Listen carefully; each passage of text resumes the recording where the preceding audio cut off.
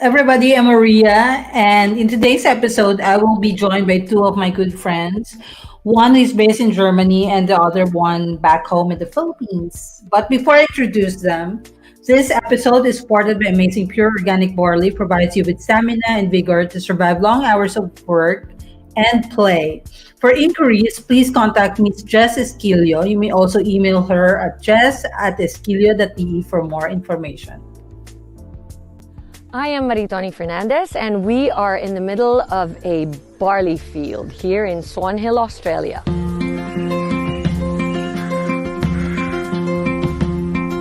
Well, we think we have the best barley in the world because of our clean irrigation water. Water comes from the Murray River, which is a freshwater river. All our drinking water comes from the Murray River too. So it's full of nutrients, and also the climate is perfect for growing winter cereals. Clean, green, certified organic. Yeah, we're certified with NASA, which is one of the Australian certifications for organic.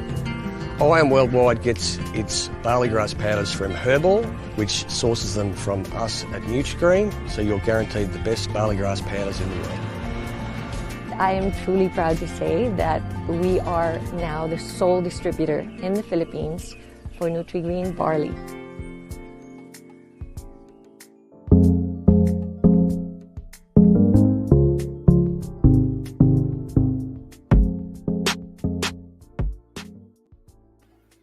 Amazing Pure Organic Barley provides you with stamina and vigor to survive long hours of work and play. For inquiries, please contact Miss Jess Esquilio. You may also email her at jess@esquilio.de for more information. So today we are going to talk about a lot of things. We're going to talk about sisterhood, self-care, healing, and a lot more. So, what is self care? Self care is a general term that describes everything you do deliberately for your mental, physical, and emotional well being. As simple as it may sound, many of us pay little attention to self care. This is why deliberately is one of the most important words in the definition. You need to be conscious of your well being before you can achieve true self care. So now we are going to discuss why it is important as well to our with our guest, and to introduce our guest today. She is a registered nurse based here in Germany. Welcome to TalkAlley, Leiden. Hello. Hi, Leiden. Is she on mute? I'm good. Okay, great. Hi, Leiden. Hello. Hello, thank you for inviting me, Maria. No worries. Where are you right now? I'm in Starbucks in Bonn. Yes, Oh, you're still in one. Okay, yes, great. in Bonn. So can you hear us well there? Yes, I can hear you. Great. So our next guest as well is a very busy person.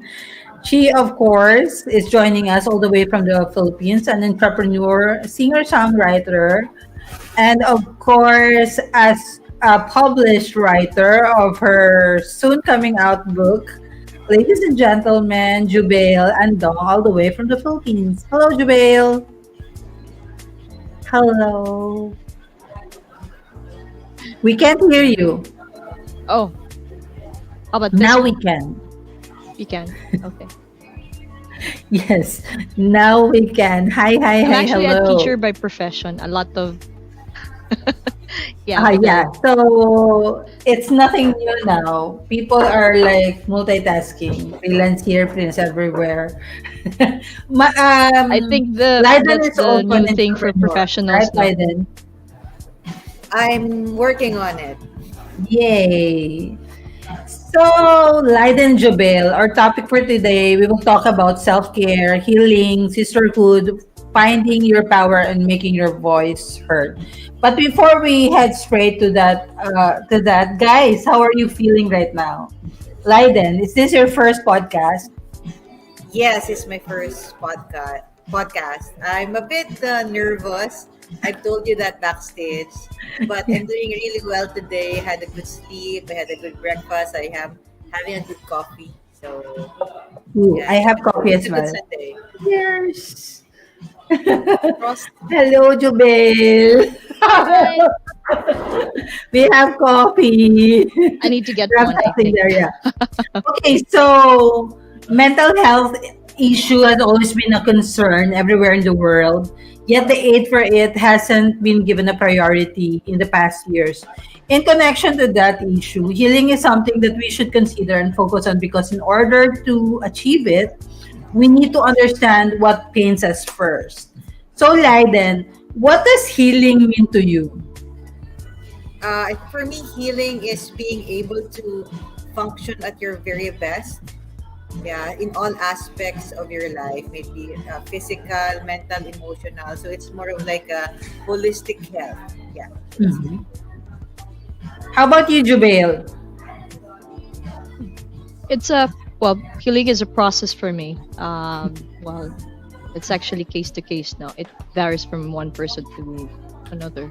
Yes. For some, caving in is healing for them. For some, iba-ibang ano. It may involve a lot of self looking into self. Mhm. Mm. So, do you Self-regulation, self-compassion, yung ganun, self-acceptance. connect healing with being healthy? I think once you're healed, you're healthy. So yeah, I think Jubail is correct that it's a process. So once so if you because when you say there's healing, so meaning there's a wound that you need to um, heal. So once it completes the stage or once it heals, so you become healthy again. So, how do you know when something is in need of healing? For you, Jubail. Um, Kasi 'di ba, Uh-oh. uh, if there's nothing, wala na yung ano, walang struggle, Mhm. 'di ba? When your heart and your mind is hindi na sila at odds, yan, that's healing for me. So may peace ka with things, yan. Okay. How about you, Leiden? Sorry, the question was um, what do you? I'm sorry, I did not get the question earlier. How do you how do you define or how do you say that something is in need of healing? For example, Oh, it's in emotionally, need. Oh, sorry. uh, That's like a wrong ano. uh, Sige, go ahead. You first. something is in need. Yung So na-observe mo Something is in. yourself or someone else is in need of healing. I Paano mo think siya madedetermine? for me, you know when it needs healing because for me, you're not functioning in your full potential, or you can feel it. You can feel it um, in your body kapag it's you're not able to uh, do like the normal things that you do on a daily Mhm. basis. So there's something. I mean, something's wrong. That's it. You'll feel it. Your body will react to it. Your mind will react to it. So malalaman mo yan. There will be signs and symptoms. Um, Oo. just like also sa mga diseases. Eh. So something is not right. That's it. You'll feel it. Parang kasi minsan you cannot determine like if a person is depressed unless you really know the person, like you live with that person every day. Mhm. So, um, are there signs that there is someone is in need of healing, or should we wait until the person comes to us and ask for help? How about you, Jubail? Sorry, I didn't get that. I think yung answer ko kanina parang baliktad ano kasi I did not hear that Oo, parang clearly. ganon. So, So, the as I was asking na ano kasi Leiden, Leiden na when something is not right. So that's what I meant. Um mm, when your heart and your mind is at odds, pag may struggle, I think yun, may something na kailangang i-heal. And tawag dun, when things when they don't agree. Parang ayan. I When was making a follow-up question. Like, for example, you or someone else, how do you determine ba? When do you step in that that person is in need of healing. Kasi it's hard also unless you live with that person 24/7, di ba? Sa'yo, in your situation, for example, Leiden, ikaw, you meet someone that you feel that is in need of healing. How do you step in? Or will you? For me, I think you'll just simply ask, "How are you doing?" and let the person express himself or herself. Because for me, it would be disrespectful to tell the person that, "Hey, I think you're depressed." No, you don't do that. So you let the person express. And you take it from there. Whatever they say, na I'm struggling in this and that. If they open up, then fine. Mhm. If they don't, then respect it. But if there's gonna be an instance that they open up and share it to you, that's when you let them express themselves and see where you can help them out. How about you, Jubail? Is there a point that maybe you should intervene as well? Because Uh, sometimes those people that we see who commit, um, something difficult to say, they commit something tragic, it's always too late because we never know.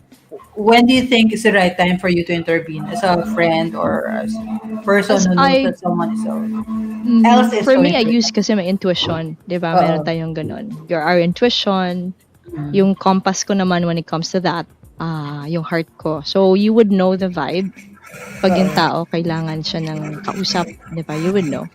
And if talagang medyo heavy yung ano, if you feel heavy yung heart niya or yung spirit niya, you would know. We would really know.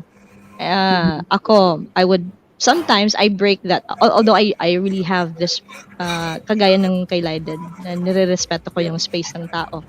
But when I know na talagang you would feel it kasi, then that's the time that I would really, are you okay? And I would, really ask the person if the person is okay. And then the person naman would open up for sure. Pero may mga cases na hindi. They don't. Um, Yeah. Kagaya sa akin, because siguro for one, ako kasi introvert. And sometimes, even if I feel so heavy sa heart ko, I don't say things eh. So I think I know kung yung tao na yon is like me. Then that's the time. A simple hug, a tap sa shoulder, that would really mean a lot. Words of encouragement. Minsan hindi, wala lang eh. Just being there, being present with the person, staying with the person, listening. Yan lang, that would mean so much uh, sa isang taong may alam mo yun, depressed or needed somebody to talk to, somebody na mag-vent, ganyan. You Are would you there would just know. okay. Leiden, you have something to say about that? Yeah, I just want to add na, ayun nga, I think when you feel that somebody needs help, and I've Mm. experienced this firsthand, just the fact that, somebody would say, "Hi, how are you doing? Are you okay?" Or for me, just how are you doing? It's a very Mm. simple question, but for somebody receiving that, it means a lot. So Mhm. just reaching out to, if for example you see a friend, let's say in social media, they post True. something interesting. Usually these people, before they commit something very bad, when they can take it anymore, there are signs. They let people know. They express it in social media, in how they dress, in how they talk. So Mhm. just by saying how are you doing, it lets them feel somebody is willing to listen to me, and maybe I can open up with this person, and then it opens the door for you to help the person. Mhm. Right.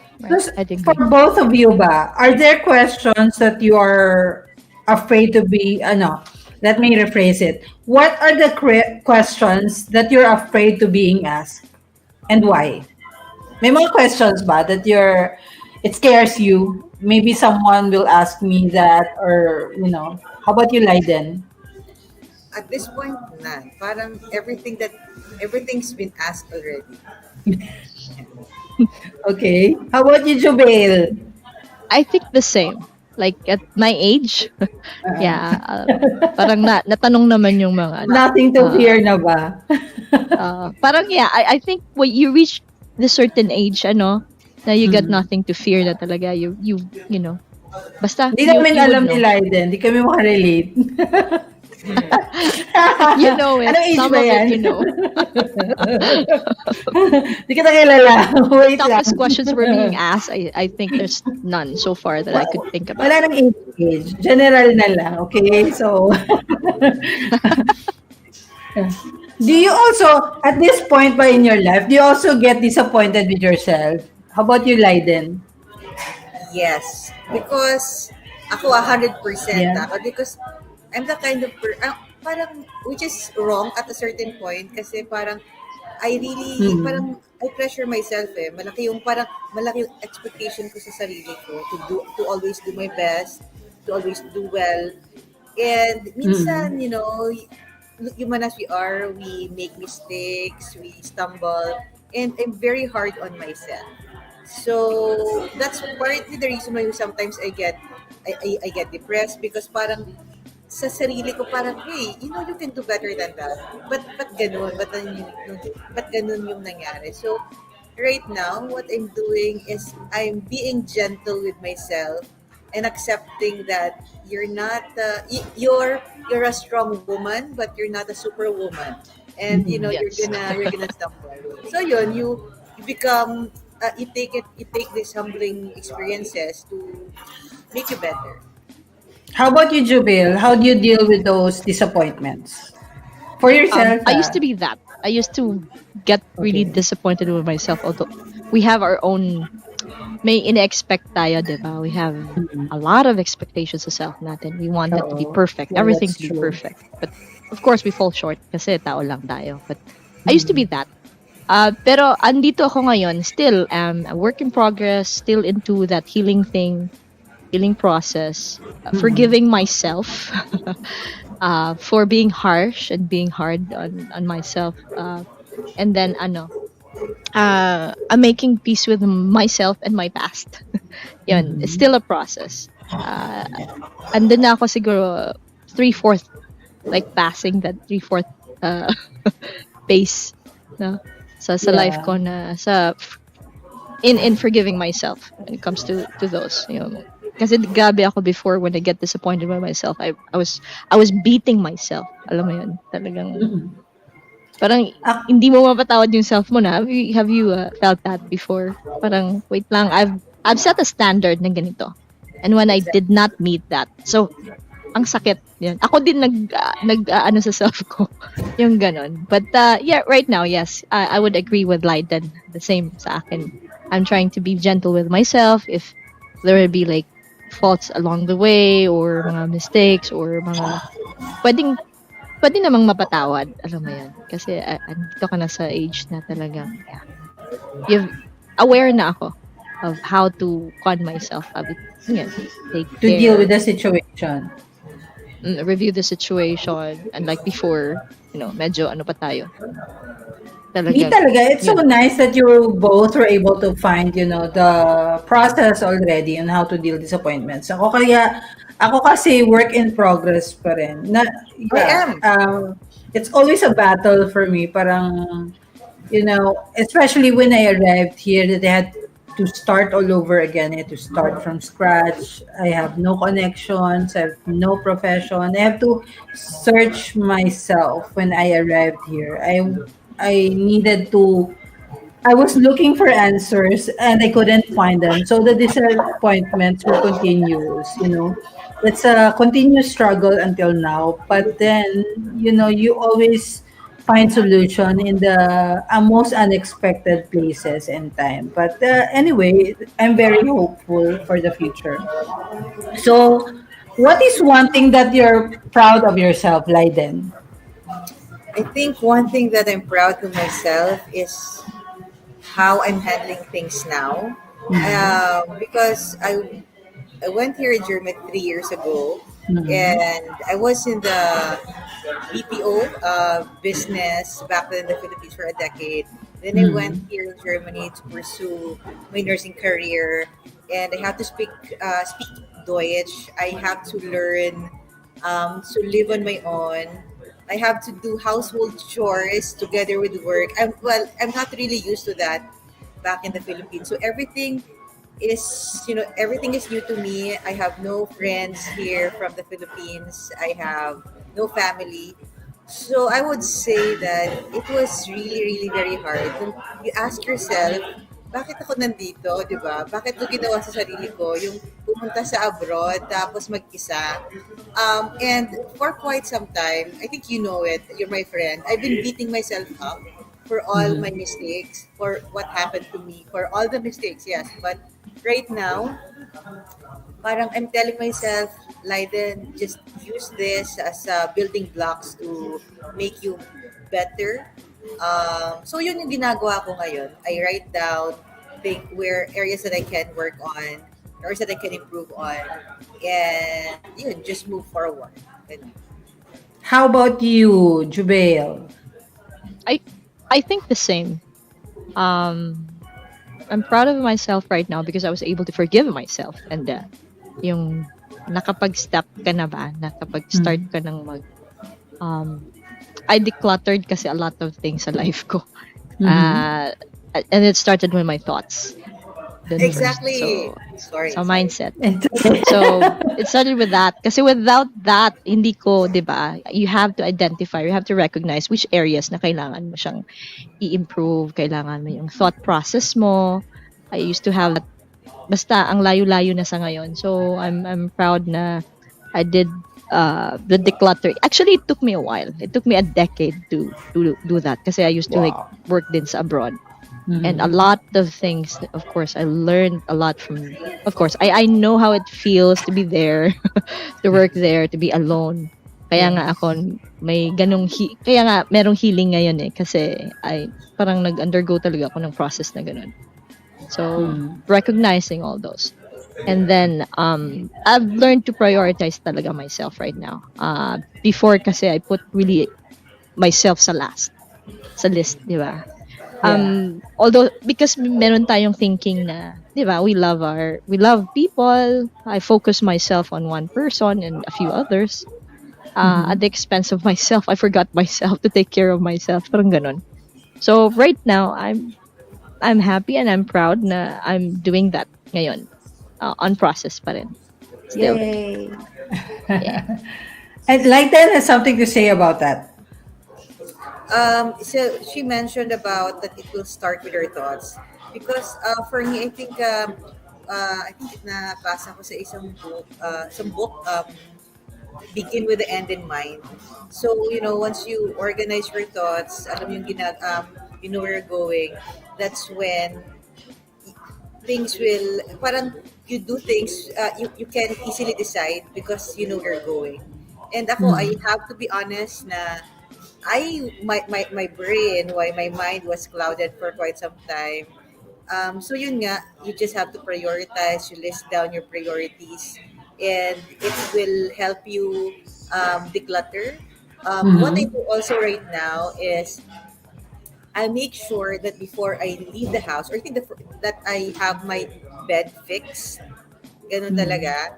And yeah, I make my room clean right now before I leave, and that has really helped me. I don't know. It has really parang every time I clean my room before I leave, parang feeling kong organized ko na tao. Ayun. And also, what I do is right now, I like what she said, taking good care of yourself, really self-love. So talagang ako ngayon, yun talaga yung priority ko. When it comes to, for example, I dress up better now. I take care of myself better now. Alam ng mga friends ko yan. A decade ago, I would be just, wala, parang ano lang, talagang, just parang woke up like this na ako palagi, pupunta ako sa mall, woke up like this lang. But right now, I really take time to prepare myself. A friend of mine, she told me, she told me, Leiden, your body is like your avatar, and you have to dress your avatar well. So good. So that's what I'm following right now. Yeah, that's true. I agree. The little things talaga matter, diba, in life. Like, you need to do these things to help you or mental state every day. Like, For example, ako dito sa bahay, I would really try to cook for the family, and do it right. I always tell my kids, when you do something, do it right talaga. Do simple things lang, kahit na Kahit small cooking things. or cleaning the dishes, you have to Yes. do it right. You really messed up. When you cook, you organize everything, not mess the kitchen. So, it's something that parang training ground. You're training them to do the right things in life. Hindi yung parang wild talaga na ang gulo-gulo na ng kitchen and everything. Those are the things talaga that we need to do as parents for our children. Little things, but it really matter because when they grow up, they're going to bring those habits, Exactly. with in front of their future family, or in front of their friends. So it really matters that you have to hone these things while they are young. Personally naman sa akin, yeah, little things pa din, like now I'm doing yoga every morning. I try to do stretches, exercises, because I feel a little bloated now because I gained so much weight. But then, yeah. So it's always you who can fix everything for yourself. So si Joe Burgos naman said, "Hello Joe, thank you for watching us. Um, I embrace it with dignity for me to accept it wholeheartedly. Despite disappointments in my life, I prayed for a heart willing to accept and a mind that's willing to understand." Oh, that's right. Exactly. And in connection to that naman, Joe, how do you think will you be able to stop negativity? Like the thoughts that comes in your mind, how will you try to stop it? Leiden, ikaw. For me, honestly, right now, I'm still a work in progress in that Mm. aspect. Kasi ako yung unang-unang negative thinker sa self ko. And sometimes, na-realize ko, people think I can do it. But I tell myself that I can't do it. So what I do right now is at the start of the day, I know it's a bit cliche, pero I Mm. always look for in YouTube, there is self-affirmation videos, you know, to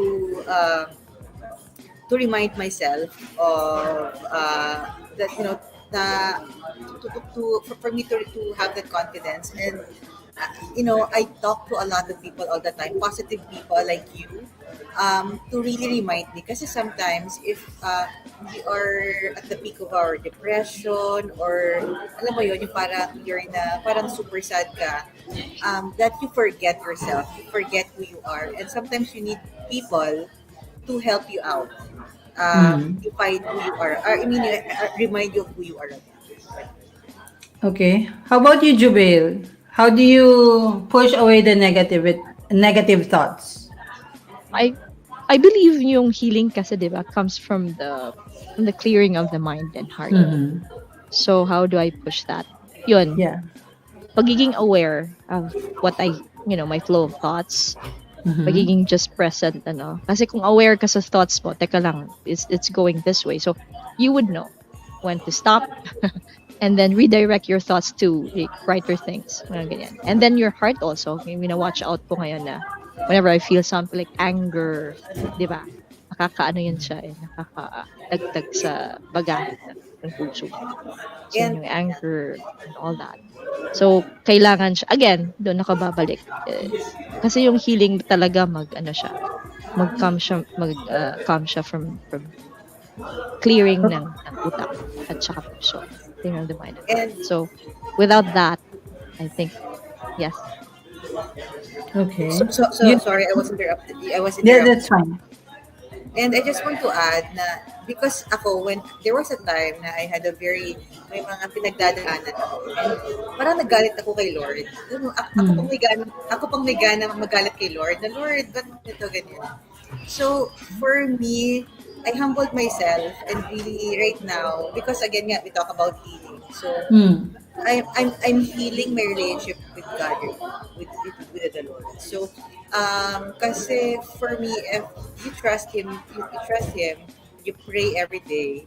Mm-hmm. You're thankful for um, a lot of good things. You start the day, aside from doing the self affirmation videos that I watch, I also thank the Lord about with all the good things that I just had for the day or as I start the day. So it gives you a clear mind. So yeah, Okay. I would say right now, um, I'm going back to building my relationship with the Okay, so one of our viewer, Schulz Paula, said, I was like Jubel before. Medyo perfectionist, so dun ako na-stress before. Pero now, I tell myself that I'm just human and I can't do things perfectly. It will take time, that everyone has different learning curve, and to take everything one day at a time. Thank you, Schulz Paula, for watching us today. So, guys, if you could define yourself right now in 3 words, what would it be? Jubail, 3 words. 3 words. Gusto mo one? Aware. Yeah. Um, paano ko? I'm aware. Okay. You're I am aware. aware.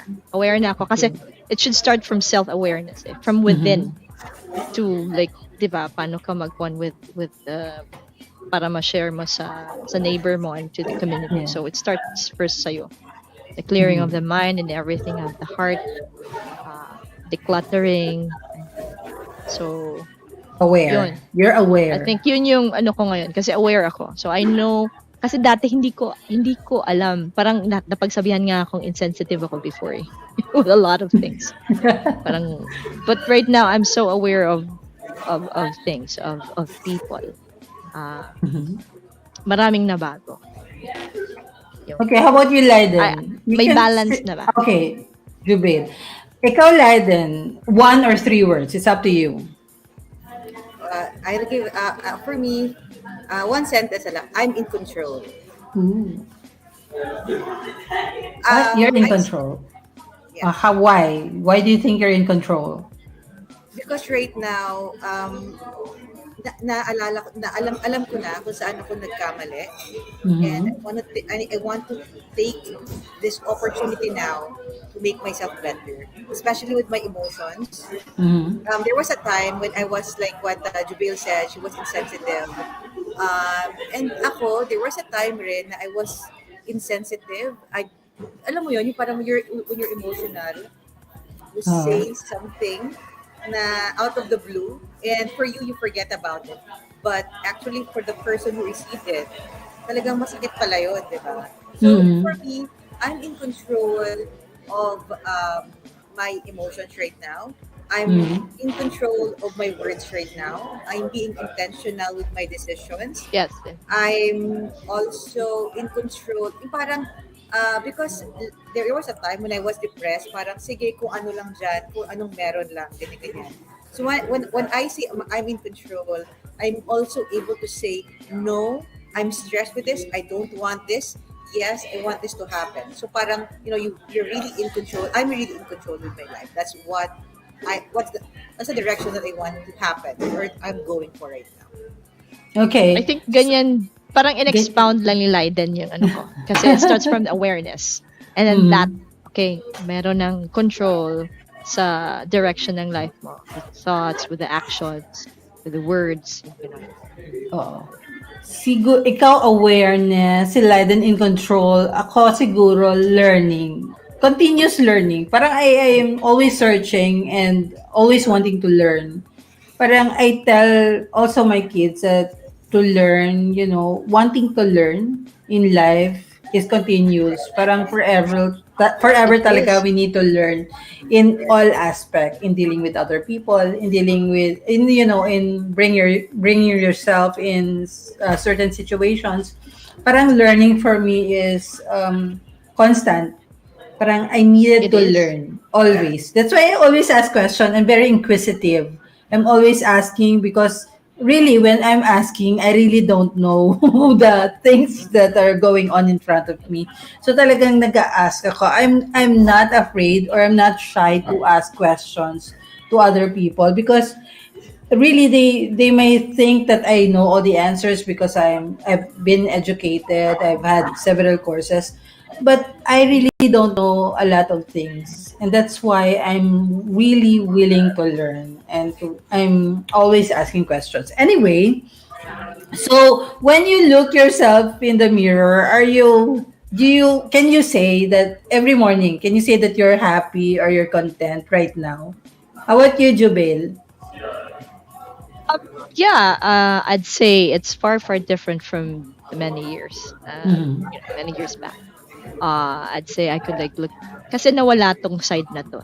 I was very, Mm-hmm. parang in the process of loving somebody and a few others. Mm-hmm. I lost myself. Parang ganun. Okay. It's cliche, no? But it's true. I think we all have that, ano, may mga Moment. silent battles tayo. So I had that for many years. So Okay. I totally forgot about myself, and you know how, di ko na ano, but yun. So right now, when I look into the mirror, I would Mm-hmm. say yes, I'm happy with what I've been doing. And it Yeah. took a lot of things, a lot of pain. Kasi kailangan naman, without kasi those things, I think the life experiences we have, no, wala naman kasing realization o walang healing. Diba?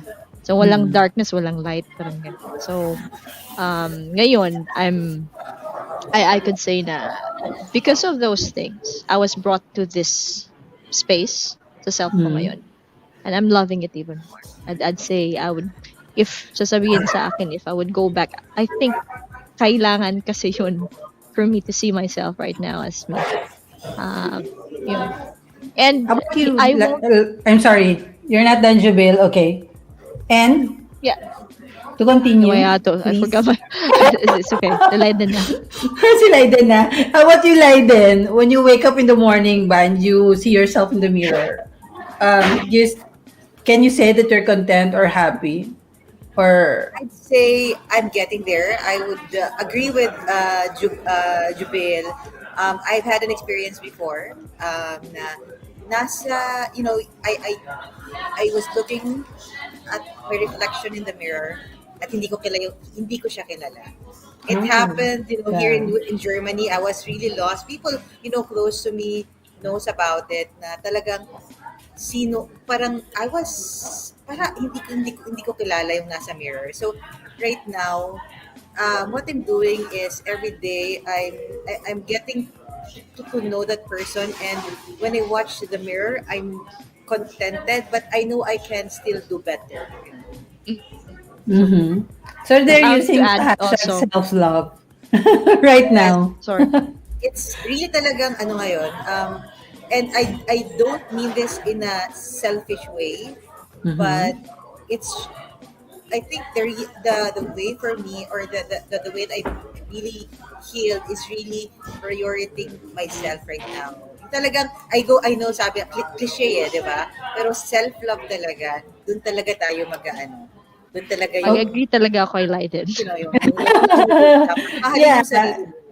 Like tama very much. yan. Not So, to add, not in a selfish way. Kasi okay. I do have like wrong na thought before na pag minahal mo yung sarili mo, that's selfish. Diba? So I had to Yeah. do a lot of unlearning, relearning things. So ako, ganun din. Marami din akong nililearn. At contented ako, pero at the same time, I'll also, alam mo yun, there's room for improvement pa rin. That's So, true. And yung ganun. And and Leiden? just to add Mm-hmm. lang, I'm not sure if it has something to do with our culture sa Pilipinas na we are taught to help other people. Diba? Mm-hmm. It's the altruistic nature of Filipinos na tumulong sa relatives, sa people Mm-hmm. around Traditional. us. But parang hindi na-emphasize yung you prioritize yourself. So Mm-hmm. ayun. So kaya for me, it's like um, I can pour from an empty cup, di ba? So, buuin ko muna yung sarili ko before I can help other people. So, Mm-hmm. kumbaga, kasi syempre, yun nga, I don't want to be selfish, but I can reach out to other people. Wala akong may bibigay kung hindi ako buo ngayon. Good. That's right. And Okay. Are you the type pa na ano, na when you heal, you need people around you or you're satisfied with being by yourself? How about you, Jubail? as I said before, iba-iba 'yun, 'di ba? Iba-ibang process tayo sa pag manage at saka sa pag accept, no? Sa pag-process ng surge of emotions natin. Sa akin, ano, I I cave in, nagsi-step back talaga ako. And a lot of people hindi maintindihan because again, tinatry ko explain being an INFJ, I've nag-seek talaga ako to, kasi before hindi ko rin maintindihan yung self ko eh. I ni-search ko siya. I looked into myself and I found out na kaya ako napunta sa certain groups because I wanted to be understood. And so I was, kaya nga may nagsuggest sa akin, why don't you take this ganito ganito. So in your desperation but to understand yourself, I took tests, exams, and ganyan. And then I found out INFJ ako. Ganun. And then yun. So ako talaga normally ano, I really cave in talaga ako. I would pero bumabalik naman ako. Alam mo yun. So alam ko naman yung ano ko na may certain may space talagang pinupuntahan. I just really wanted my space when I deal with things, with all my problems. I would really deal it alone. And then when I'm okay, I would a friend or two I would talk to, but I really don't. Hindi ko talaga, Okay. hindi ako ano sa maraming tao. Yan. How about you, Leiden? Are you the type ba you want to be surrounded by people or, someone in your inner circle or you would rather be alone and deal with it? For me, both. There's a part of me, there's a time na I want to be alone, just to process my thoughts. But after some time, gusto ko rin na may nakakausap ako to make me feel like a human being. And Yeah. Yes. because my love language is words of affirmation. Eh. So it really helps when somebody it's not naman na I'm seeking attention, no, but I really appreciate it if somebody reminds me um, about the good things in me. Kasi minsan kapag depressed ka, when you're at a low point in your life, you forget about your good qualities because you focus on your negative side. So it helps na meron kang kaibigan, a partner who will remind you of all the good things about you. Because for me, we walk through life and it's much better na there are people na kasama natin to who grow with us. Okay. And to add pala, yun. Yes. Meron din ako, I'd agree. Hindi naman 100% ganun lagi. Kasi sometimes we feel na we wanted to talk to somebody. And ako, I'm really picky. So one or two that just that's why I said like one or two friends. And I want to share before part of my healing also. I joined a group. It's a poetry group that I joined and a music group. Yung first yung poetry. I'd say helped me a lot. Kasi kailangan mo talaga to find people like you, alam mo, like-minded people na you could share it. You could share it in a safe space, safe people. And once you found it, mas easier mag-heal. Nakaka-share ka, nakakahinga. Kasi 'di ba, pag kinakalo mo lang yung burden mo, yung bagahe mo, mabigat. It's good talagang meron ka community, but safe na community that you could share your bagahe. That's right. Kasi when you meet these like-minded individuals, it's not so hard to explain. Because yun nga, like-minded kayo, you understand each other already. Parang you're not looking for Tinginan lang. additional burden that, oh my God, I have to explain everything to them. They won't understand and then you have to explain again and again. it will add to your burden, it will add to your stress. So ako, like me also, I have a small circle of friends lang talaga. Very limited. I can count them in my little fingers. So, yun lang. Those are the people that I know would be there, even if we don't see each other for like months or years. But when I reach out, I definitely know that they will be there for me. And of course, family is also important, that they're your friends too, that you connect to each other and you talk to each other. Kaso naman, what if your family is the toxic ones? How do you cut them off? Are you going to cut them off? How do you deal with them? I mean, it affects also our mental state. And Yep. also, that's very common in our country. How about you, Leiden? I think first of all, if it's anything that's toxic, you have to just step back. Yun yung na-learn ko na, it could be a close friend, a family member. If it's toxic, it's toxic. That's it. Period. That's right. Pero, if something na pwedeng, let's say, once you step back, after some time, pwedeng mapag-usapan, and that person, already said na eto yung gusto kong mayari, and if that person is willing to change for the better, then you can Mm. continue to have your relationship with the person. But if talagang toxic. Yan yung na-learn ko talaga. Yeah. Kasi ako, before, matiisin ako. Kasi di ba ako, parang iniisip ko before na I want to be, for example, a family member or a close friend. Gusto ko forever na kami hanggang pagtanda. Yeah. Yun. So, the idea is really good. Pero kung toxic yan, forever ka rin magiging toxic. So, and I ask myself lately, di ba, Leiden, you love yourself now. So, if you love yourself, will you tolerate this person? Parang ganun. Mhm. Ayun. So, that has really helped me in picking out people who I will converse with, who I'll spend my time with, who I will spend my energy with. Ayun. Mhm. True. That's right. How about you, Jubil? Ganun din. I'd say I put really boundaries. Yung cliche Mhm. naman ngayon. But yung boundary na word na yan, ng mga panahon natin, di ba? Hindi pa, Mula. ngayon na lang accepting na nga ngayon sila sa word na yan. But Oo. before, True. hindi natin, di ba? Ngayon lang naging popular ng word na yan. But it's very powerful. Kasi when I started doing it, putting boundaries sa family, sa friend, Mm. gano'n. Kasi na-abuse ka na, alam mo nang na-abuse ka na, but because you love them, But Oo. alam mo yun, I'm so sure makarelate si Leiden or ikaw or lahat ng yes. tao din. A lot. Yeah, So, in we connection have this to that, tendency to tolerate Yeah. kasi what we don't change, we tolerate, di ba? that's So, true. there should be a change. At, it would take, may conflict yan, may mga, pag may struggle, maglagay ka kasi ng boundary, may struggle doon.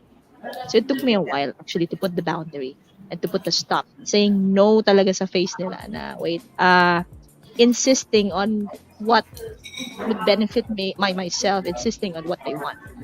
And what's, In connection to that, Jubil, what do you guys think? Blocking family members ba are too cruel? Because it's a debate always on Facebook. I always see those things talaga. Do you think blocking a family member is cruel or it's just okay? How about you, Leiden? For me, depende talaga sa tao eh. Kasi may iba namang tao na don't need to block, may isa needs to block. Ako I've been toxic with people too. Alam ko yan eh. Mhm. And people would want to, at some point in my life, naging toxic ako. So some people also would want to push me away. And there are people na rin na I find toxic na I would push away. So I think, ngayon, siguro, before, I would block people. Ganun ako before. Just so that, hindi ko pamaprocess yung emotions ko. I don't know how to react, or to, yung parang, how to deal with the stress. Pero ngayon kasi, parang, I think it comes with age, grabe naman. Hindi ba ako nung katanda. Pero, malalaman mo na yung parang, this is a red flag. And if that is a red flag, you step back. So, when you step back, hindi ka na makakapunta sa super toxic na part. Kasi alam mo na. So, I don't end up blocking people anymore. Pero ayun nga, if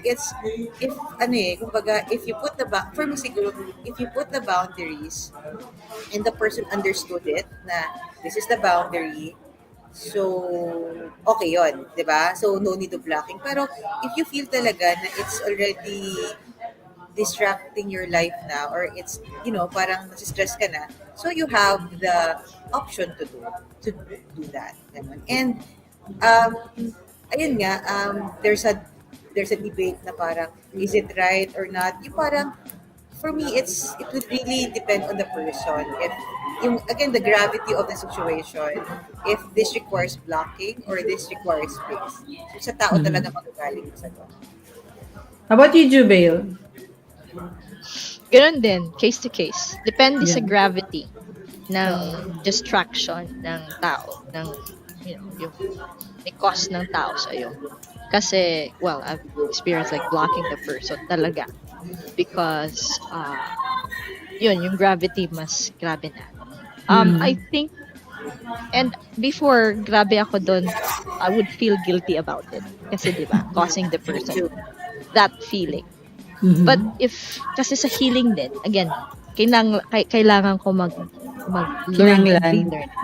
Mag-unlearn, tsaka mag-relearn ng mga bagay. So before, Okay. yung thought process ko, yung thinking ko, that's like really bad. But if you think about yourself, sometimes, diba? Not in a selfish way, but for your Mhm. own mental health. It's good for your one. But of course, before doing that, I would talk to the person. I would, okay, this is, I would really put down this. I would really talk to the person, and explain why I Mhm. have to do this. Kasi ako may 1, 2, 3. Ako sa dalawa, tatlo. Ina-assess mo. So I count, ina-assess ko. So Oo. when to like do that. I think kagaya ng sabi ni Blyden, I would agree na ngayon with Argus eyes tawag ko yan. Kasi you have that, parang alam mo yung parang may scanner ka na. You know from afar when a person is toxic. So you don't get to that part na toxic, toxic, toxic na. So ngayon, with the new eyes, new pair of eyes na meron tayo from the experiences we had. Okay, thank you sa mga experience natin because that gave us this eyes ngayon and vibe that you would know, you would detect if a person is very toxic. Diba? You Mhm. don't get to that part na super stress ka na. No. So pag may red flag na, yun, right there and then you would wait lang. Okay, I'd take a step back or I'd reroute, wait, dito ako. You would know na parang may shield ka na ba? You would Uh-huh. really know when to say no, when to say wait. So, but dun sa premise na if it's like anong question mo? If it's like cruel, Sa tao. I Cruel, think yeah. case to case, hindi yun cruel sa self. Cruel yun sa kanila, but sometimes you just have to like do that. If it's needed, then I do it. Ako din, And ako talaga personally, I don't hesitate. For me, that person, kasi it's not overnight naman thought eh. It's not like one night you just thought of it that you're going to block the person. Parang through the years na din eh, you're assessing that person if he's or she is meant to be blocked from your life. Ako, I don't hesitate and then I just do it. And maybe later on, like I did, I did block someone, and then later on I realized that hey, maybe I can still um, salvage. save this friendship. And then I willingly spoke to that person, and we settled everything, and now we're friends again. We unblocked each other, so Sabi we nga actually, nila, ano, ikaw, Jubail? you could love the person kasi minsan you cannot choose naman your family or your Mm, relatives, 'di ba? So mm, it's so hard. But yeah, alam mo yun, that you could love that's them from true. afar now that I'm aware Oo. of my Memories needs. na lang nila. Yeah, you could love them from afar, but you don't need to tolerate. Alam mo Yeah, yun, hindi mo na that's kailangan right. mag-tolerate ng ganun. If it stresses you out, then, you know, How so, are you yeah, both overthinkers? Yes. Raiden, you I have a I are. used master's. to. I have a master's degree in overthinking. I used to. Ay, sa international school ka rin ba ng colleges of Correct. the Philippines? I do In-offer have ba nila masters course also yan? before. Okay, may But you know masters ka what? na, Jubil. Before. But right now, again, aware ka na tayo. So, I'm relearning things. I need Mm. unlearn ko yon and relearning things. You And din, you know what? Leiden. Yeah, and also just to add, kasi parang there was a time kasi na parang I wasn't living my life because Mm. I was super focused on the mistakes I did in the past, the regrets I had in the past, or I was too anxious about what's gonna happen in the future. So yung parang I forget to simply enjoy the moment. So yun.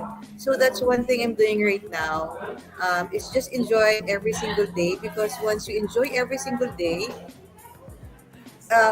it will, kumbaga, the future will just happen and it's gonna be a happy future. So like right now, what my time is just here in Bonn. It's a great Sunday afternoon. So I just want to have coffee and watch people walk on the streets and that's Mm. it. And with Yeah, really good ako food. siguro To add, yun mas ang sobra pa ba sinasabi kong, yung advance mag-isip, hindi lang overthinking, talagang super overthinking, gano'n talaga Ay, ako. I like grabe. Ako, the praning ako.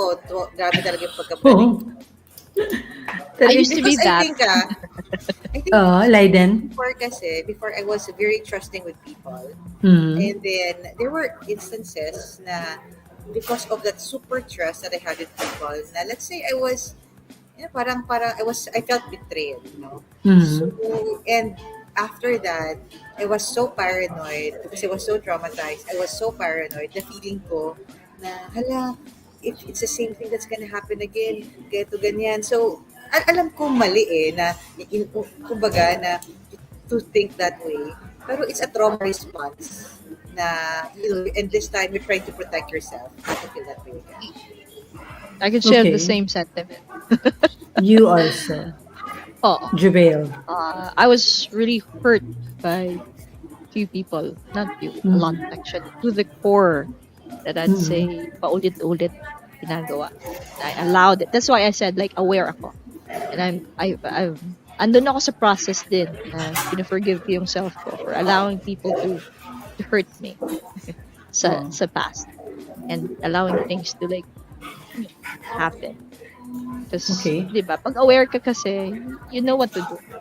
And if you're in control, alam mo you need to put a stop on certain things and certain people. So, So guys, what are your self-care process? Like physically, what would you do? Ikaw, Leiden. Besides cleaning up After, your room, ikaw talaga, like, what do you do for yeah, yourself? I You think right travel now, ba or what do you no. do? Eto one thing na na-learn ko because I think I've been traveling, pero na-realize Mm. ko, travel helps you forget at some point for a Mm. certain time, but it Mm. doesn't heal what you have inside. So for Mm. me, it's all really about inner healing. So what I do is really parang I talk because for me may mga triggers yan eh. Kung for example, if the same thing is happening over and over again, there's something that has to be learned. Ganon. Mm. So, and for me, there's something in the past maybe and there's an inner child in us na kailangan nating i-assure, kausapin. So, for me, that's what I'm thinking. I took care of my inner self, my inner child, na Mm. I reassured her of her fears in life. And that is really, I felt, so it made me feel better. And also, ayun nga, self-care really is about, right now I'm taking care of myself from hair to my beauty, to my skin, to the way I dress. Alam ng mga Mm. friends ko yan kasi they know me. I was very boyish. I was into rescue organizations before. I really like, hindi ako ng mga beauty routines, wala ako niyan. But lately, alam ng mga friends ko yan, in my circle, I asked for, hey, what's your beauty tip? Ganyan, ganyan, ganyan. And it's Aba. very funny. It's very funny na talaga you're asking for that. So, it's more of like, again, like sabi ng friend ko from Ireland, she told me, take care of your avatar because, it's like, if you dress yourself well, if you take care of yourself from the outside, you'll feel good inside eh. Mhm. It really helps you. It really helps you inside. So, ganun. Okay. How about you, Jubail? I'd say the same. Right now, kasi importante talaga yung self-thought, Mm. mindset. So, ini-embody ko yung empathy sa self ko self-regulation, tawag dyan, self-compassion, self-acceptance.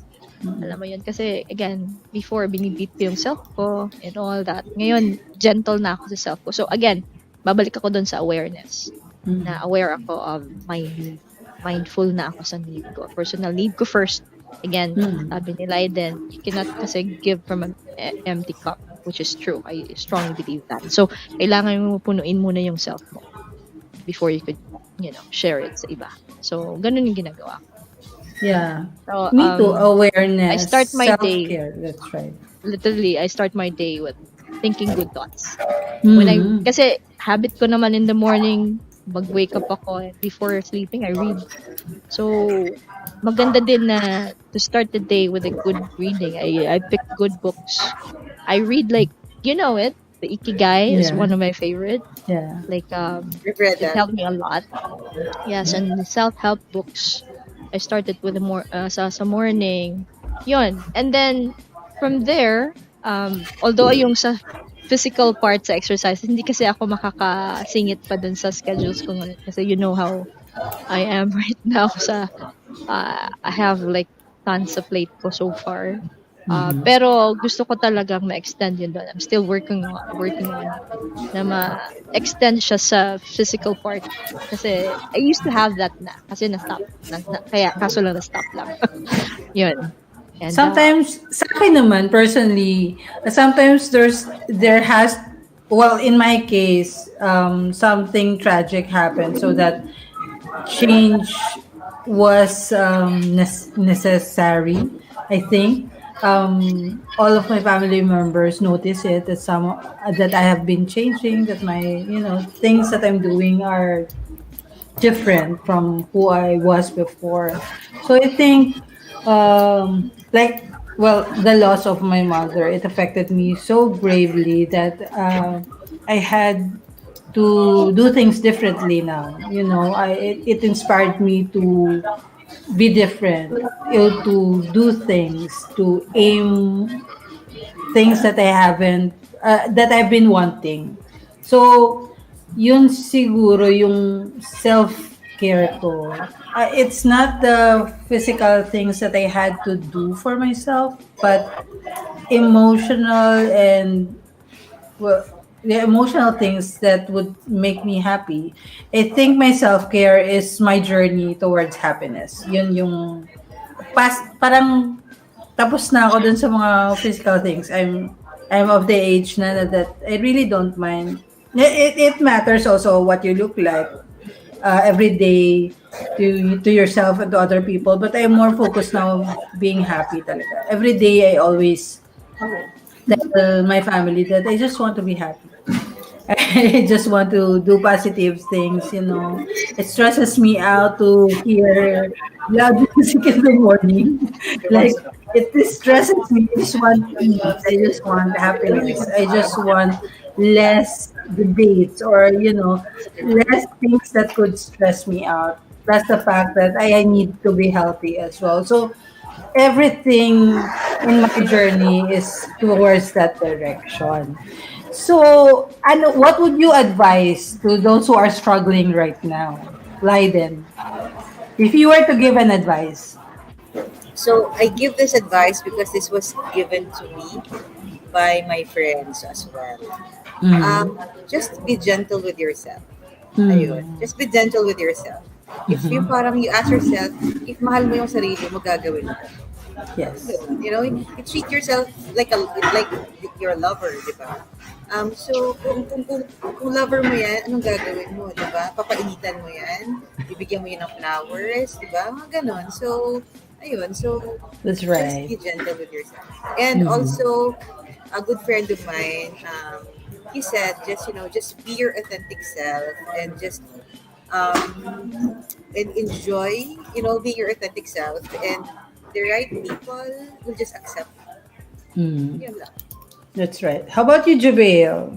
If you were to give an advice to those who are struggling right now. it helped me a lot. Find yourself.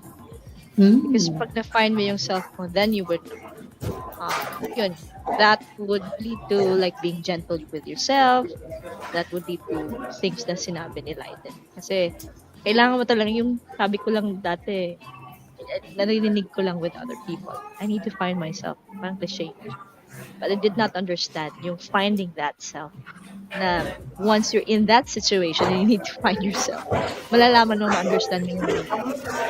So, find And of, yourself. yeah, find yourself. Yeah.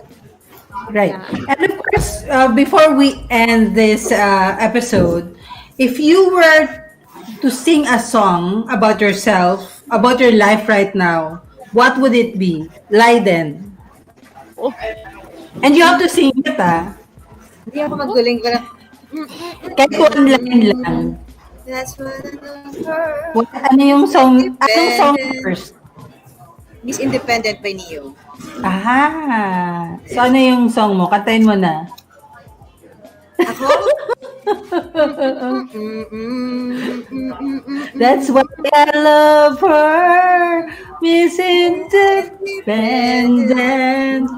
Oy, Jubel, tulungan mo kami. Diba? Kasi, diba, na I didn't really, ang dami kong, parang I wasn't independent kasi Pilipinas, ang dami ko pag hindi alam sa mundo. So, and just throwing myself here in Germany, ang dami kong natutunan, ang dami kong times na umiyak lang talaga ako. I question myself. But now, talagang kasi wala akong close friends or kaibigan from the Philippines talaga nakasama ko. I have to start from scratch. So, talagang for me, my song right now is Miss Independent. Okay, before ka Jubel mag-sing, I just want to say hi to Ralyn David Morgan Roth from Malaysia. She said that she just turned 31 and like to describe myself as pretty funny, pretty kind, pretty resilient. Pretty talaga siya. Okay. Hello, pretty Ralyn from Malaysia. So, Jubel, ikaw, if you were to sing a song right now about your life, what would it be? And you have to sing it. I'm still like, I do have silent battles, but it's an everyday thing kasi, diba? So, what's the title of the song? A song that helped me a lot also. Ano yun? Alam mo yung Win? Win? No. Dark is the night, I can weather the storm. Never say die, I've been down this road before. I'll never quit. Yun. I'll never lay down. See, I promise myself that I'll never let me down. Every time, because hindi porke na-find na natin yung self natin, we're aware, that doesn't, kwan the fact na wala na tayong battles na dadating. So, Yes. every time may ganyan, aware ka na ba? You know what to do. So, hindi ka lang magkukwit. Lagi lang akong, ito lagi, this song, helped me a lot whenever I'm like into murky water. Yung mga dark, ano ko, kinakanta ko to, hinaham ko. There were like times that, may backstory itong song na to eh. Like, you know. Yes. So, every time I would sing this song, never give up, never give in. Never Of course. lose hope, never lose faith. And of course, we thank our viewers for sticking with us today. Of course, I want to thank Joe Burgos who made a comment as well, Schulz Paula, and of course, Ralyn all the way from Malaysia. Thank you guys for always viewing our show. And of course, after this episode, we know naman you're always watching the recorded video. So maraming salamat po for always being with us every Sunday. So thank you, Leiden and Jubel, for joining us today, and we hope to have you again in our future shows. Thank you and have a nice weekend. Thank you. Bye, guys. Bye. Coffee. Yay. Yes.